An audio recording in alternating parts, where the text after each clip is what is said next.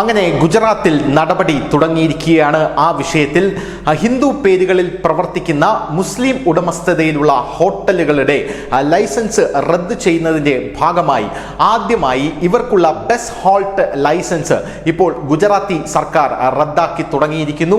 അങ്ങനെയുള്ള 27 ഹോട്ടലുകളാണ് ഇപ്പോൾ ഗുജറാത്തിൽ കണ്ടെത്തിയിട്ടുള്ളത്. അതായത് പേര് ഹിന്ദു പേരായിരിക്കും, പക്ഷേ അതിൻ്റെ ഉടമസ്ഥൻ ഒരു മുസ്ലിം വ്യക്തിയായിരിക്കും.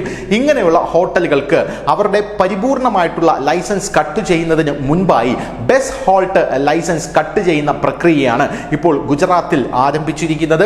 27 ഹോട്ടലുകളുടെ ലൈസൻസുകളാണ് അങ്ങനെ കട്ട് ചെയ്തിട്ടുള്ളത് എന്ന റിപ്പോർട്ടുകളാണ് ഇപ്പോൾ പുറത്തു വന്നിട്ടുള്ളത്.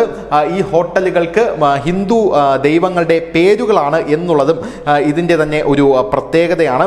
ഹോട്ടൽ സ്വാജി ഇൻ എന്ന് പറയുന്ന ഒരു hotel, hotel Vishala, hotel Satimata, hotel Shivashakti, hotel Tulsi, hotel Rangoli, hotel Maruti, hotel Manshi, അങ്ങനെ പോകുന്ന 27 ഹോട്ടലുകളുടെ ബസ് ഹോൾട്ട് ലൈസൻസ് ആണ് നിലവിൽ കട്ട് ചെയ്തിരിക്കുന്നത് എന്ന റിപ്പോർട്ടുകളാണ്, വമ്പൻ റിപ്പോർട്ടാണ് ഇപ്പോൾ പുറത്തു വരുന്നത്.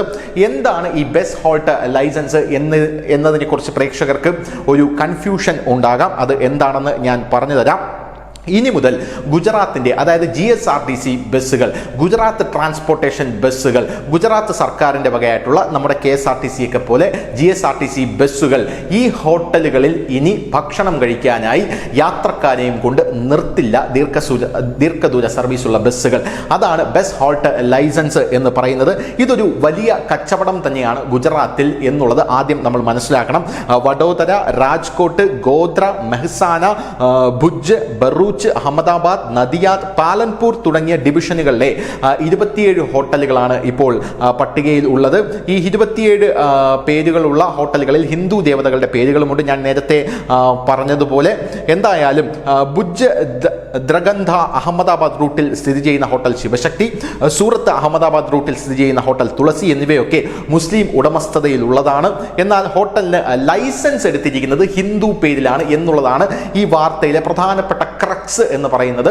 ഹിന്ദു പേരിൽ മുസ്ലിം ഉടമസ്ഥതയിലുള്ള ഹോട്ടൽ എന്തിന് ലൈസൻസ് എടുക്കണം എന്നുള്ള ചോദ്യത്തിന്മേലാണ് ഇപ്പോൾ ഗുജറാത്ത് സർക്കാർ ആ ഹോട്ടലുകളുടെ ലൈസൻസ് കട്ട് ചെയ്തിരിക്കുന്നത്. ഇതൊരു തെറ്റിദ്ധരിപ്പിക്കാനുള്ള ഒരു തന്ത്രമാണെന്നാണ് ഇപ്പോൾ ഗുജറാത്ത് സർക്കാർ കണ്ടെത്തിയിരിക്കുന്നത്.